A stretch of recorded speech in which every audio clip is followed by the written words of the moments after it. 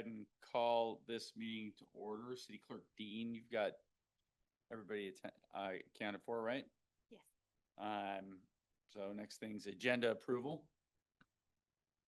Let's do it. Let's do it. Can I get a motion? Motion to approve. Second that. All right, it's approved. And that brings us to public comments. Is anybody here to make a public comment? Seeing no one. You got one? Yeah, I actually do have one. Oh, okay, great. It's kind of an update. Last night in Public Safety Committee meeting in neighborhood reached out to bring to our attention some issues regarding the school zone over on Park Street. I just want to let you know that in the approximately 24 hours that has passed, police department's already been on site, reprogrammed the school crossing lights to flash for continuously throughout the day to alert drivers of that area, and instructions have been provided to the Public Works crews on some maintenance needs that need to occur, and Public Works has all responded that they will be completed by the end of the week. And go ahead. Question, because I drove through there today and the lights weren't flashing. You just But, did the but program. there was a concern from Sergeant Weiss that the bat, I received an email at like 4 o'clock saying that everything was, he had reprogrammed everything. oh, so So I maybe don't- he went, I went yeah. out, it was earlier this morning. Yeah, it may have, It may yeah, have been after so- that. Okay. But his concern was the solar battery power on the, yeah, and he asked to have those packs changed, and Parks Public Works has acknowledged that, and they will get it taken care of. very cool.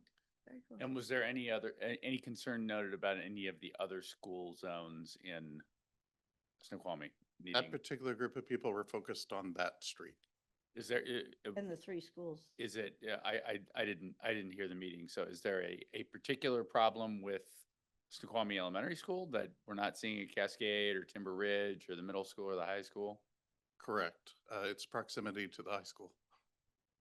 School, Centennial Field, lots of drivers coming in from. Well, North that's true. Yeah. My wife runs a preschool that is part of a drag race track, I think, at certain times a day. So, These were people with like lots of kids, and the, between Euclid and the elementary school is kind of the neighborhoods they lived in and stuff, but yeah. yeah, it was full in here yesterday. Yeah, the preschool my wife has is on Euclid, between Euclid and, okay, great. Well, I'm I glad just that, wanted to point out the fantastic work that Parks and Public Works and Police Department did. Yeah. well done, well done. All right, way to be responsive. Any other public comment? Drew, you got anything? No? Okay. All right, we'll go ahead and close public comment, and that will bring us to the next thing, which is approval of the minutes. So moved. Agreed. All right, minutes are approved. No problems with minutes. And now we have the meat of the meeting, a presentation from the Parks and Events Commission. Presentation and update.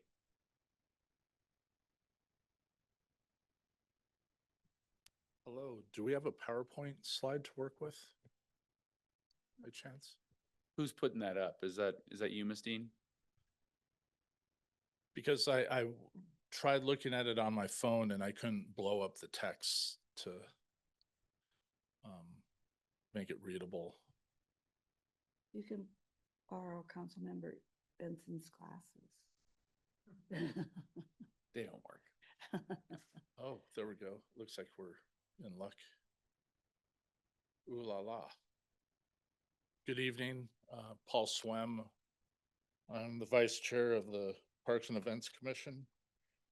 And in my typical Seattle gear, so got to support the local boys and girls. As you know from the meeting a couple months ago, we're now on a every other month meeting basis, and in the off month, as needed, working with you. So we're before you tonight because of a sense of urgency regarding I guess I would characterize it as a final push from our commission to support and augment or make the frog jump, if you will, in terms of any funding and efforts regarding the YMCA pool expansion. So that's why we're here tonight and not next month. And I'll get to more of that in a minute. We have welcomed two new commissioners, Renee Campbell Price and Hadley Everts. We have a full commission now, so we're acting body of 5. We recently had elections and gave Emily another year. She had a bit of a truncated chairship last year because of our limited meetings, and I'm vice chair again to back her up. One of our agenda items was generating a list of ideas for fundraising opportunities for the pool project, and that is a bulleted list that we sent to the mayor today, I believe, during business hours today. It went into her inbox from Emily. It was basically just a brainstorm of ideas to figure out how to make any other efforts to generate revenue for the project while we wait for the reaction from King County on a grant application. And I can list off the top, and some of it was, I'll admit, maybe we're throwing something at the wall, or maybe some of it'll stick, but we at least wanted to get a conversation going about it. A legacy brick program, silent auctions, some sort of fundraising dinner. Someone came up with an idea for similar to a legacy brick program in front of the building, of maybe putting names on tiles in the pool area, selling naming rights for the pool, for the gym, for the locker rooms. I've joked with someone recently, I'll throw money into it to put my name on a toilet stall, so. But we were just trying to, what's another one? Working with the Chamber of Commerce on maybe some kind of partnership or some kind of effort with a local business or with a farmer's market. Maybe some of these ideas have already been explored, but I told the group during the meeting, I don't want to lose sleep if we haven't made a full effort to do a last push and put some of those ideas out there. I want to know that our commission has tried to do everything that we think of as humanly possible to support the project. So that was part of the discussion, and fast tracking it to the mayor's desk, which we got advised on that pathway to make it lickety split, if you will. So maybe a conversation can get going to that effect. I don't know if staff has any comments they want to add to that, or from the meeting, or. I'll just add that one of the things that we had heard from council before. Jeff, you need to get on the mic. Sorry? You need to get on the mic. Okay, I got it.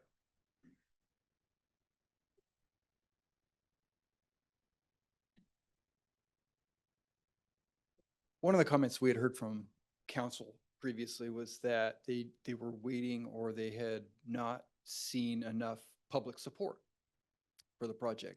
We haven't heard this upwelling of the community in support. So, we brought that to the commission's attention. We said, hey, if you guys really support this pool, if you really support this, then you need to find the support in the community.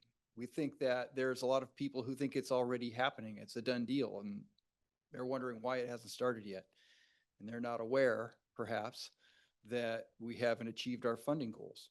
And so I think that the purpose in doing this activity was to create that awareness, so that if people in the community do support it, they will stand up now when a decision will be pending soon to support it. And that was our goal.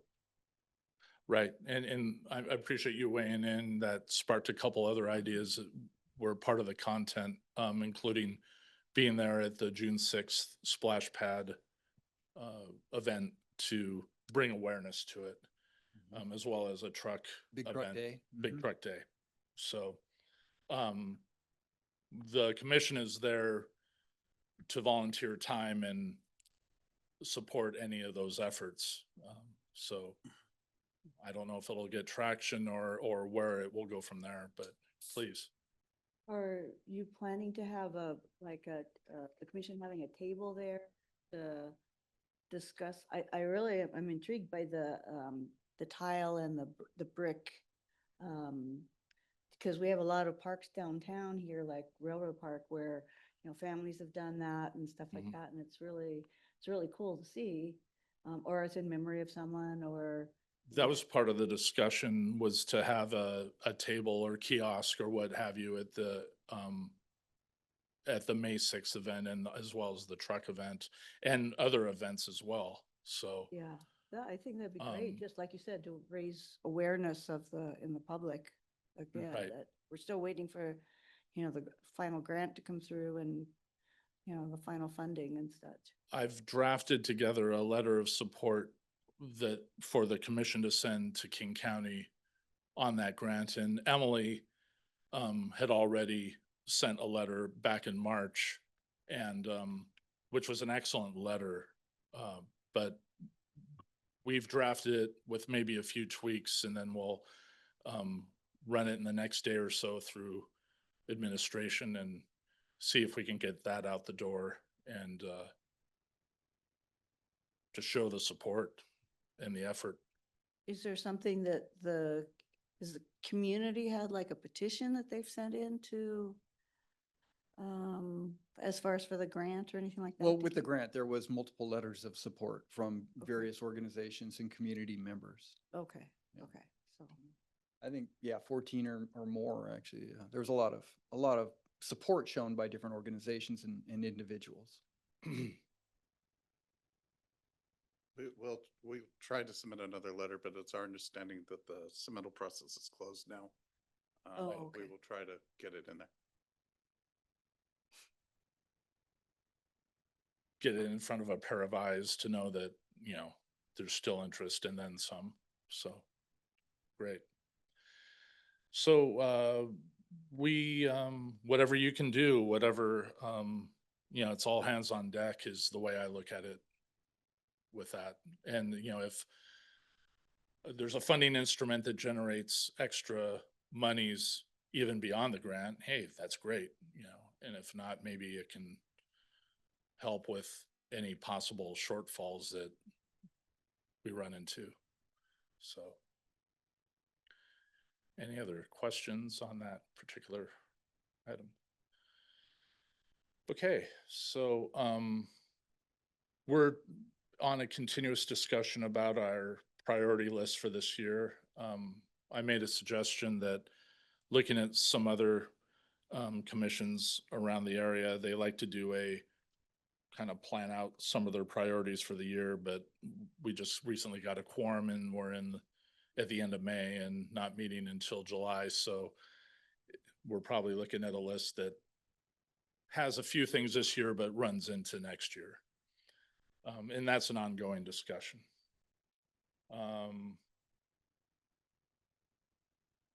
And then it looks like Emily and I will try to meet with the mayor on the follow-up of the bullet point memo of ideas that was sent to her inbox today. So, and I could go off topic and talk about transit, but I'll save that for another time. So I have a few ideas on that. So we'll see you on June 6th at the splash pad? I will not be there because I have a boys' weekend planned in the Bay Area. Any of the other members of? Other members will be in attendance there, Okay, but great. I volunteered for the big truck event. So I plan on being there. All right. Yep. Well, we'll see you there. Sounds good. Any Thanks, other everyone. questions? There Thank was, you. well, Oh, wait, go there ahead. was a bullet point email sent to mayor? There was An email with, not really, but it was 11 ideas that was sent to the mayor Okay, in an email. can committee members get a copy of it? Sure, absolutely. Yep. I'll let Emily know to forward that. We'll take care of that. Yeah, Mayor Mayor, report. Mayor passed it on to finance, myself and legal, and has us working on it already to come up with a response. Okay, great. So, and as somebody who's been in the Bay Area before, you're really missing the splash pad.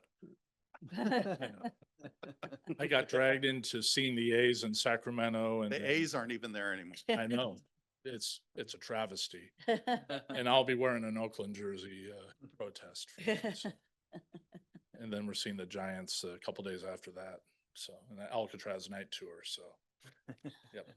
Who are the Anyhow. Giants playing? Maybe Toronto? I'm not sure. Go Blue Jays. All right. Yeah. Yep. So, My second favorite team is whoever's playing the Giants. okay. Yep. My second favorite is whoever's playing the Yankees. So, Thank you very much, Mr. Swim. Thanks, Paul. absolutely. Thanks for your time and the effort. All right. Next, I think, is Mr. Vining, yes? Looking at, oh, I just lost it. There we go. Okay, I just lost it. Has something to do with the reservoir, though. Agenda Bill 25059. This agenda bill is to select RH2 to provide construction management services for the reclaimed water distribution improvements. This project, construction contract for this project was awarded last month. And the construction is scheduled to begin next month, such that the improvements will be completed prior to June 2026. Once completed, the improvements will upgrade the reclaimed water distribution system to bring it into current state standards for continued reclaimed water use and conservation of potable water. In March, Public Works advertised a request for qualified construction management firms with similar experience working on reservoirs, pump stations, and state-funded projects. City staff reviewed qualifications from 3 different firms and determined that RH2 was the most qualified to perform construction management for this project. Their qualifications are included as an exhibit to this agenda package, and their experience includes work on other state projects as well as concrete reservoirs. Enclosed is a contract amendment for $655,200 for ours to complete construction management. City staff worked with the consultant to narrow the scope, limiting their weekly hours, as well as bringing tasks such as SCADA programming and the operation and maintenance reporting in-house. This proposed scope in here is the minimum required service to provide construction management and inspection on this project. There is still a life of project budget shortfall of approximately $1.1 million. This budget shortfall is somewhat mitigated by the state loan that we have received. When we last brought this project forward, the loan amount was approved at $8.6 million. We did request approval for an additional $450,000, and that was approved by the state in the past month, bringing the state loan amount to $9.1 million. We'll be bringing forward a agenda bill for the formal approval, acceptance of that increased loan amount. And this project is currently on schedule to be completed prior to the June 30th, 2026 deadline. And staff recommend awarding construction amendment or construction management contract to RH2. And with that, I'll take any questions. We have Drew Boutte present from finance to answer questions about the loan or budget. All right, go for Holloway. What's the old joke? How many engineers does it take to make a drawing? Depends on how long you give them. Or how long it takes is how long you give them. So, I see in here 1,500 hours of project overview. How was that determined? Or was that submitted by the vendor? You're looking at the scope of work. Yep. So the,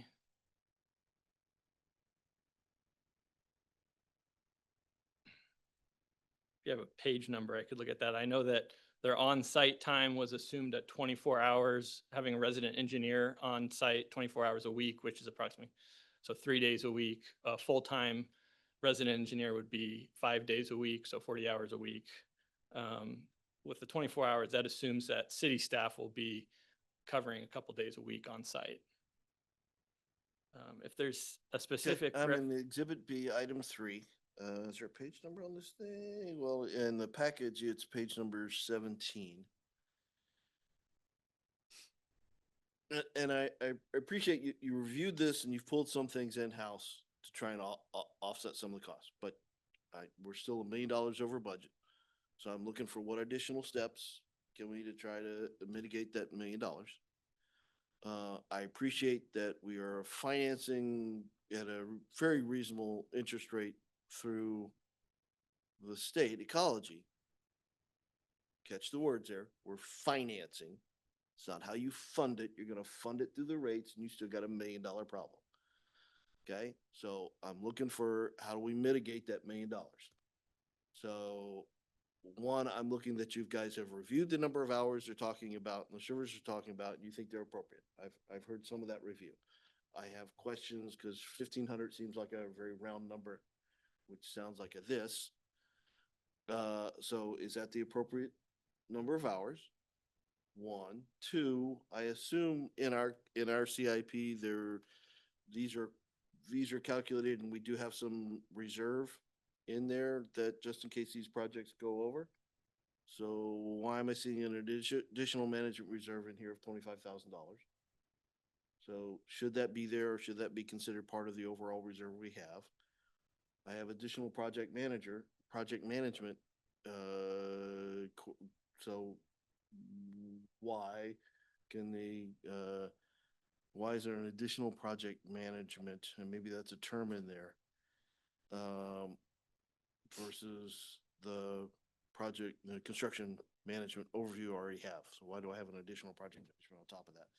Again, that's just $31,000, but maybe there's a healing of 1,000 cuts for a death of $1 million. But I'm really, again, we're $1 million over. I'm looking for that extra level of review on these things to try to mitigate that $1 million. I'll unpack a little bit of this. That was, Yeah. I know, word diarrhea for me. Please go No, make sense of it. I understand the intent and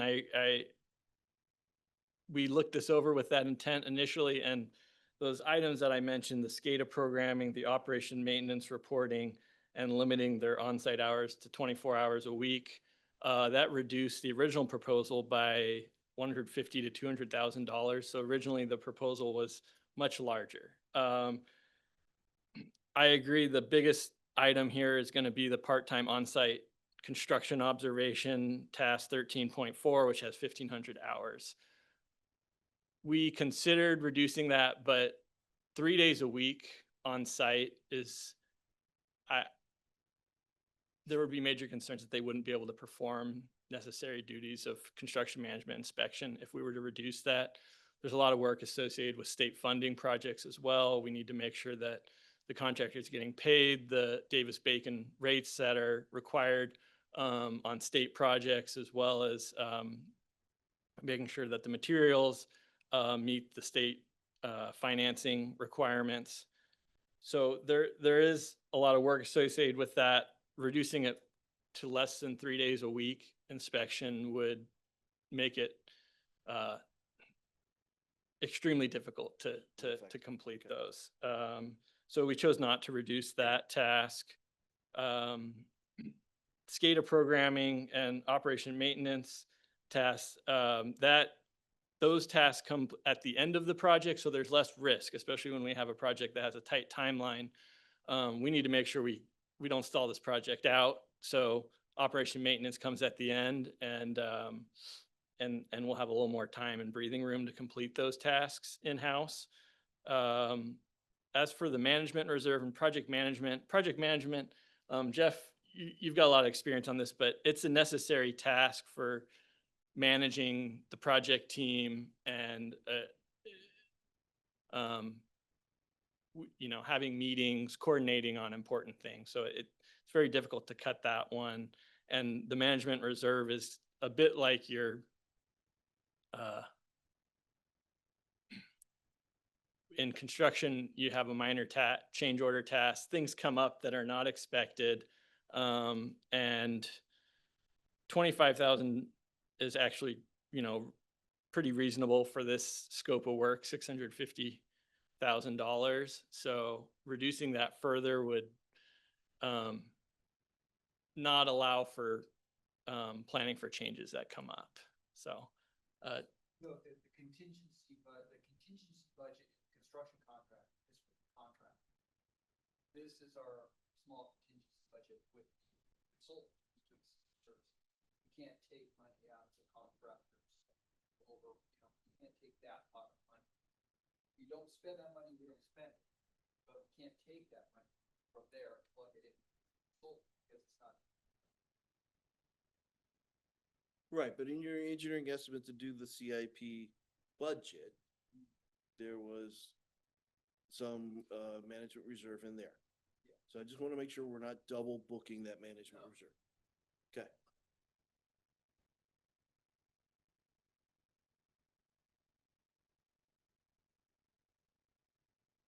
I would say that as part of our review of the qualifications, we checked some references, and we spoke with other cities that actually had the same consulting and construction team and had a very successful reservoir project that is great to hear.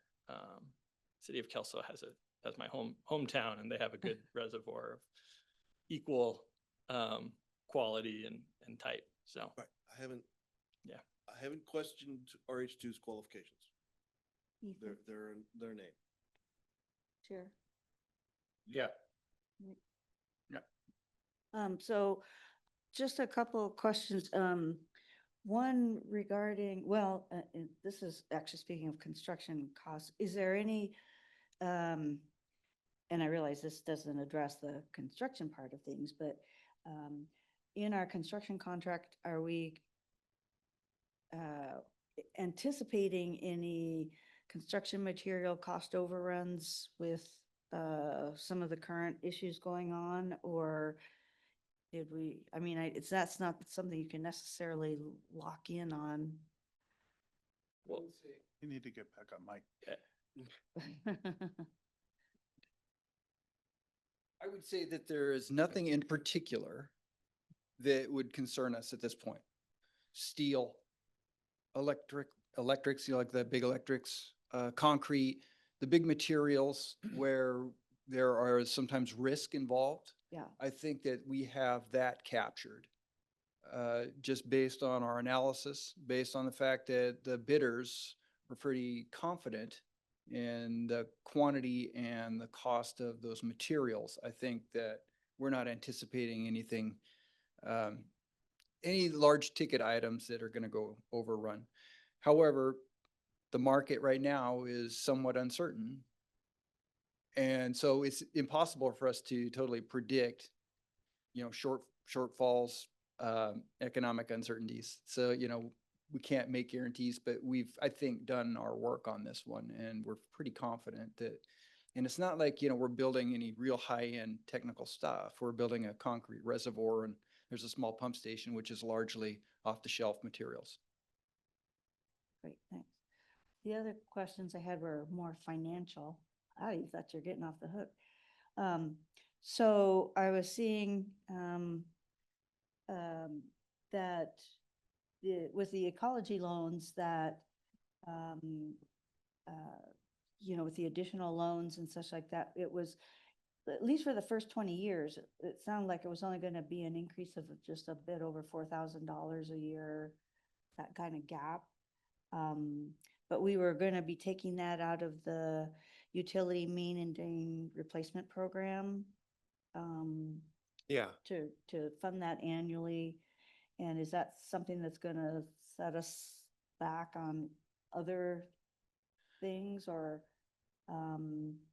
we're not taking from Peter to pay Paul type of a thing? again? No, probably not at that dollar amount, $4,124. So in essence, we probably got about $2 million budgeted in that utility main and drainage system replacement program. I don't think we've identified anything quite yet for 25, 26 necessarily, but that could eventually change.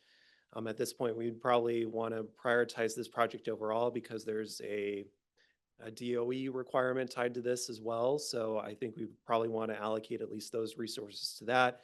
As you mentioned, this is for 20 years. So part of the analysis that we've done here is we've compared what maybe our debt load for 2025 would look like now in comparison to what we built into the 2024 utility rate study plan. And so what we noticed is that 4,124 difference in what we would have paid under the 2024 utility rate study, assuming all those assumptions come true, versus what our plan is right now.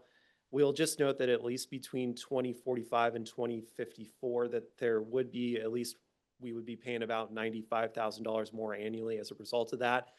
That is unidentified and it is certainly a future obligation. It's probably just too early for us to tell exactly where that might come from in that time frame 20 years from now. So we would be paying more in the future as a result of this kind of new debt structure that we've kind of showcased here. Yeah, and the other part of that is with the ecology loan, or a state loan, or however that works, what's the time lapse with, like submission? Because I know they obviously don't give it to y'all in one lump sum. What's well, like, we have to submit bills on a monthly basis, on a quarterly basis? How quickly is the turnaround for, or the time lapse for the reimbursement from them for that?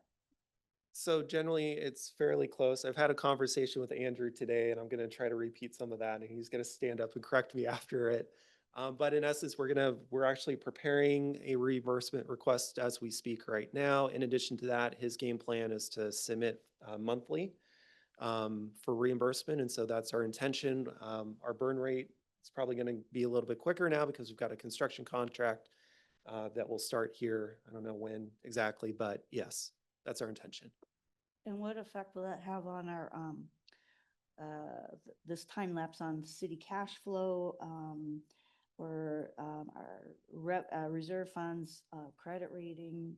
Is any of that going to adversely affect us or come back and bite us in the Ocoli, as we say in Hawaii? Well, so because we are going to be receiving that money fairly quickly after we spend it, because we're on a shorter time frame, we're trying to get this out the door on a monthly basis. It shouldn't really impact our cash flow too much. As we've kind of talked about, there is a reserve, right, that we're budgeting for as a part of our CIP, as well as in the utility rate study that we don't want to go below. So that would help to kind of supplement that cash flow that we need. As a result, I don't think they start charging us interest until the project's completed. So in essence, that interest expense would not start really until probably 2026 at this point. Okay. So. Oh, okay, Mhm. great. Can you get me that deal on my mortgage? We would all love that deal. Yeah. Yeah. Anything else?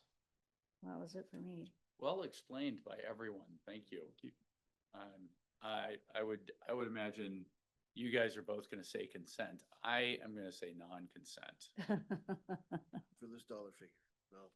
All right, so I won you over. Yeah, then I can say, yeah, Yeah, you won me over before you started arguing.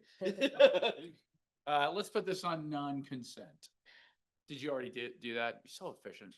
All right, let's move on to director's report. And you have to talk into the microphone.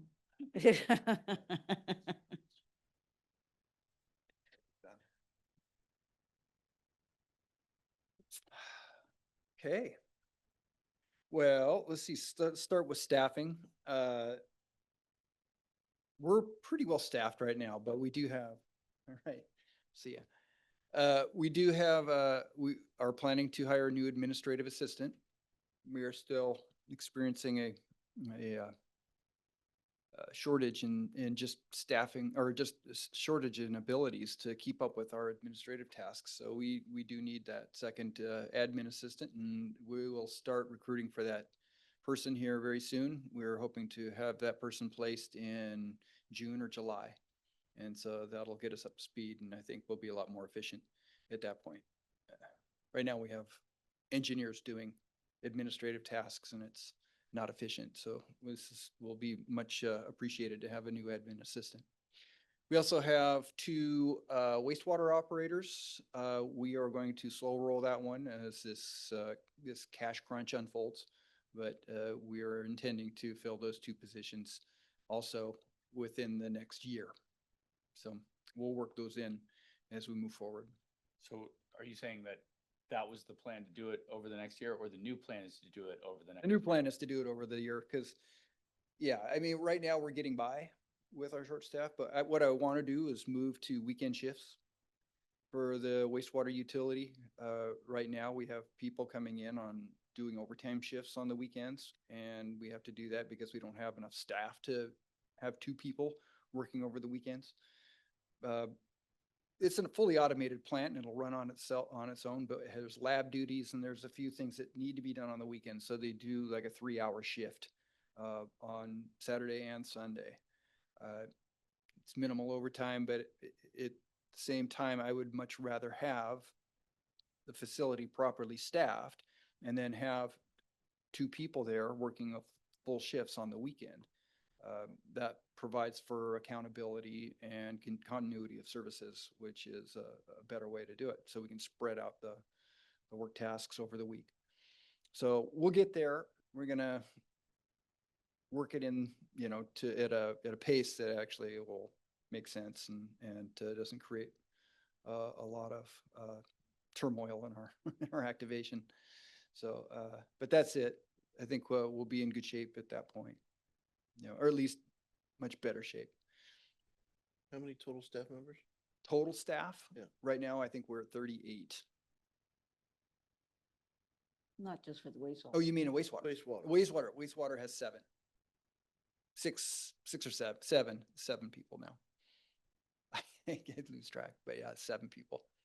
And we're supposed to have 10, but we can live with 9. Well, okay, and you're headed toward staggered work weeks that'll cover the weekend?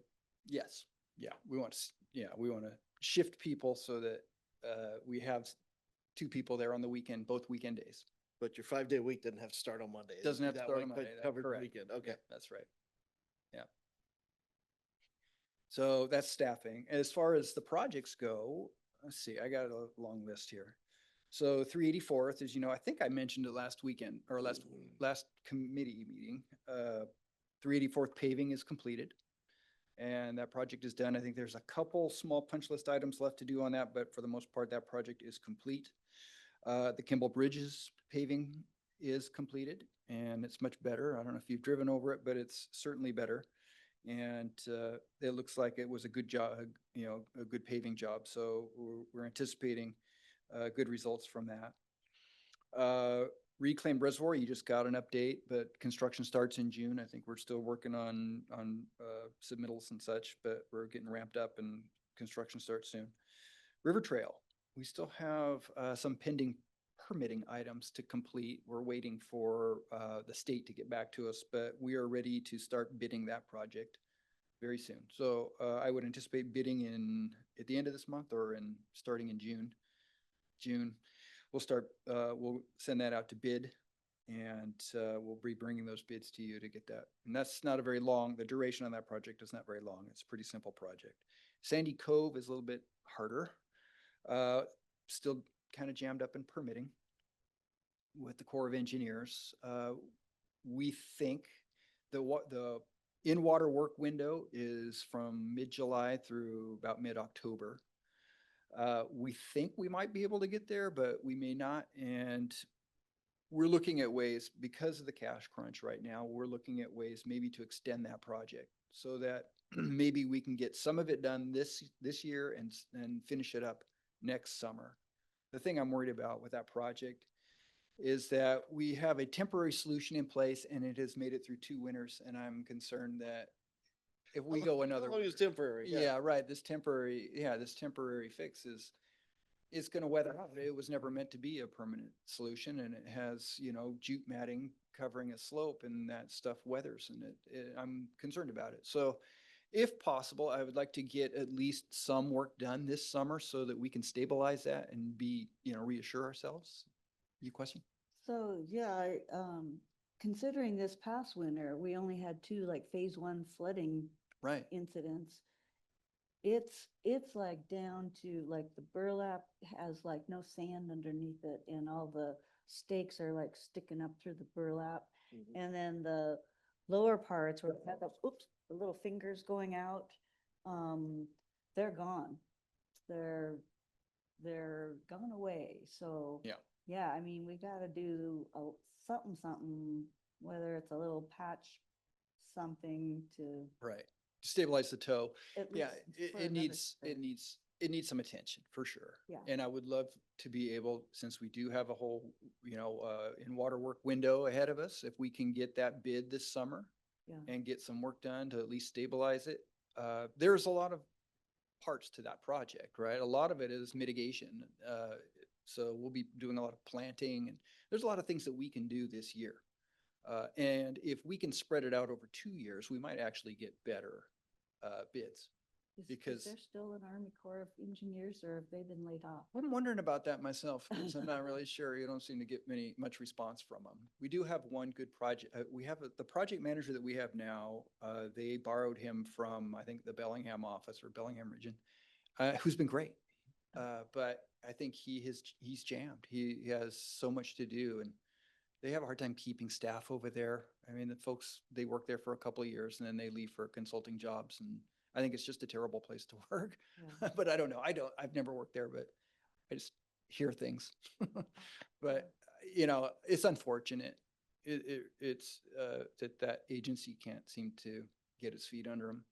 Yeah. But, I think there's a lot of things, staffing and it's turmoil. Well, we think the cause of delay there is basically time on clock. It's a resource constraint. Yeah, kind of. Yeah, with the Corps of Engineers. Yeah. Yeah, I think that they just have a hard time getting staff to man projects. We've had 6 project managers in the 3 years that we've had on that project has been working its way through.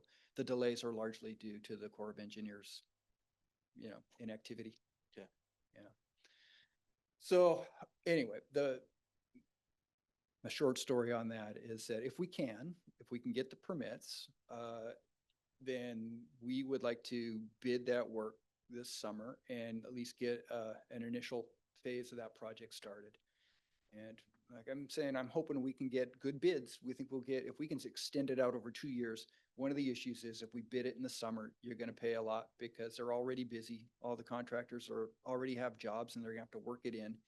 And so if we can extend it out, then it gives them a little bit more flexibility in timing and staffing and getting materials on site and that sort of thing. So they can plan a phase of work to get done this summer, which will stabilize it, and then we can get it next year. So keep our fingers crossed on Sandy Cove. Source of supply. So that is the ASR project. We are hoping to get a pilot study done this year. Or at least this spring. We can't really do it in the summer because during the summer, we're going to be pumping out of the North Well field. And the pilot study we want to do in the shoulder season. So when we're not pumping out of the North Well field. The point is, what we're trying to do, we've created a model. We've built a model which models the aquifer.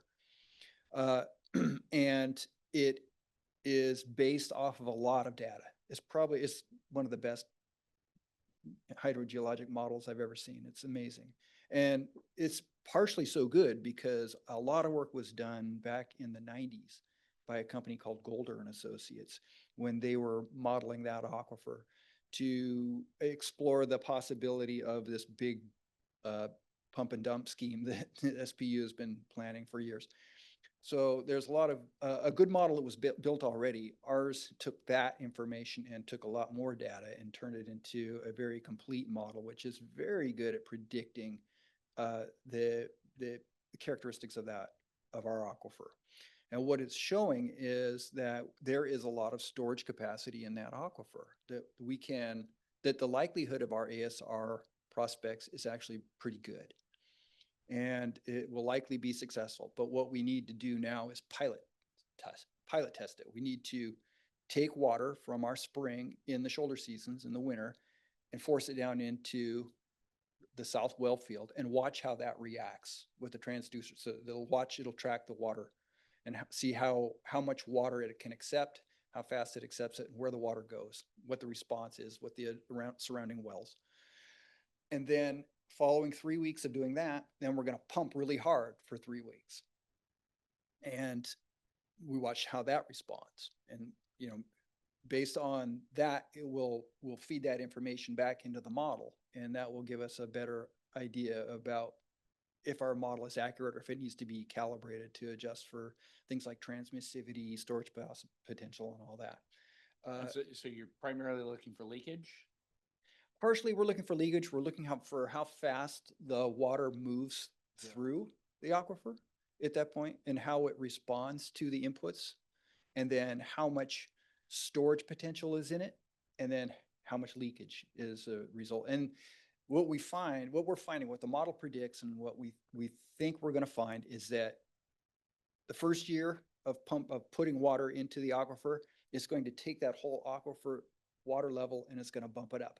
And then it has a slow response back down. Then next year it pumps it up a little bit more, and next year it pumps up a little bit more. And at some point it gets to a point where the leakage kind of equals the input, right? And so it'll kind of get because this, the receptive soil is more saturated, or? because at some point the aquifer just can't hold anymore and it's just going to leak out, right? And it leaks out in all ways, right? It leaks upwards, right, into what they So call is the it- hyperic zone of the So river. Is your task then to figure out what the best amount of water to pump in is? Well, several things. Best One, return? what is the maximum amount of water that we can store, right? Right. And then because this was funded by the Department of Ecology on a stream flow restoration grant, they gave us $500,000 to study this, is to, Say it again if they want to do that again, by the way. yeah, okay, yeah, we got a $500,000 grant from the Department of Ecology to do this study. And we do have broad support from the Department of Ecology to actually do ASR, because what we see is that this is going to create a benefit to the stream flow. Well, it That's sounds low like- summer it flows. sounds like what you're coming up with is actionable, useful data. Yeah. Which is a return on their investment. That's right. But I think when this was described to me before, it might have been by you, the water that leaks out is not without its own utility in the greater watershed, right? That's right. That's right. And then one of the reasons why ecology is so interested in that is because that they have to plan for development. They know that development is coming, right? King County has the Growth Management Act, and they are telling us that there's going to be 20,000 new, what they call permit exempt wells in the valley over the next, I think 40 years. And that those will need water as well. So that water comes out of the aquifer, it has to get replaced somehow. It doesn't just, magically refill on its own, right? I mean, that's going to have an effect. This counteracts that effect by helping to maintain the aquifer levels down below us. So, this is just one of several projects that needs to be done to help counteract these new permit exempt wells. But Remember- I assume that with something with such a regional benefit, we can expect to get support from county and state in the future, from ecology, in the future, can we We- make that argument? The support we get is that we are asking for a bump in our water right? So that is the benefit to the city, right? I see this as a win-win for everybody, right? Because the watershed itself gets an improvement, a benefit, right? And the city gets a benefit. And it's not going to be a huge bump in our water right. But what it will do is give us a more instantaneous supply, which will allow us drought resiliency.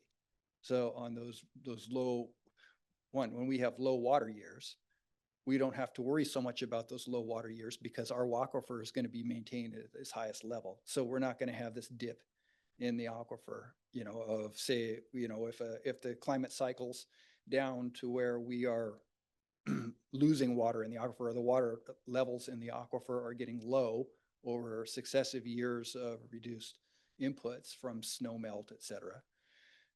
Rather than have to face that every year, we will have a full aquifer. It'll be eventually pumped up to its maximum level, and it will stay there based on this program. So that gives us drought tolerance. It's a resiliency project. Yeah. What are the anticipated 20,000 unpermitted wells going to be used for? Is this like for Private res- water systems. like Yeah, residences? right. So if you live in the valley, if you don't live within the confines of any kind of a municipal water system, you have a right. You don't have to have a water right. You have a right to drill a well on your property to consume that water for your own purposes, right? And they call that a permit exempt well. And is this Upper and Lower Valley or just Upper Valley? Everywhere in the valley. Okay. Yeah. But this watershed is basically fully allocated. So you can't get water rights. You can't buy a water right. There's nobody, if somebody were to sell a water right, then there would be 100 buyers lined up, ready to go on it, right? There just isn't, they're not for sale. Nobody's selling them. And if they are, they're way overpriced now, right? So the only way really, and if you have, say, if you want to do, say, a Class A water system, which is say a city size, anything larger than, I think it's 90 connections, you need a water right. So big developments in the valley, unless it's connected to a city, it can't happen. You can't do a Class A water system, but you can do a Class B water system, which I believe is up to 90 connections. And it has to be a minimum of, I think, four ERUs, 4 residential units associated with it. But those are getting harder to get to. And we're seeing pressure from Department of Health forcing developers to come, take extreme measures to try to get water from us, which has become an issue for us. We have to adjust our system, or adjust how we do our water availability calculations now, right? And we probably have to take a look at our water service area, because, our water service area shows places that we can't possibly provide water to because it's too far up a hill, and we can't push water up a hill without building a booster station. And we're not going to build a booster station to get water up to 10 houses. It doesn't serve the city's interest to do that. So we may have to look at adjusting our water service area based on contour data, right? So we'll figure out a way around this. I think there is a clause that can be used with, as far as reasonableness and hardship, so that we can't force people to connect to us if they can't possibly do it, if it costs too much, that sort of thing. But we do have a duty to serve. Currently, our duty to serve is anybody within, I think, 200 feet of our water system. Yeah. So anyway, the thing with, I guess, getting back to my original point here, is that we're not doing the pilot test this this spring, because we submitted our feasibility study to Department of Ecology, and they have not gotten us responses back yet on it. What we did, we had a meeting with them and we walked them through it. We got, essentially thumbs up, buyout. They were very interested. This has generated a lot of interest around the whole western side of the state. Nobody else is doing an ASR project.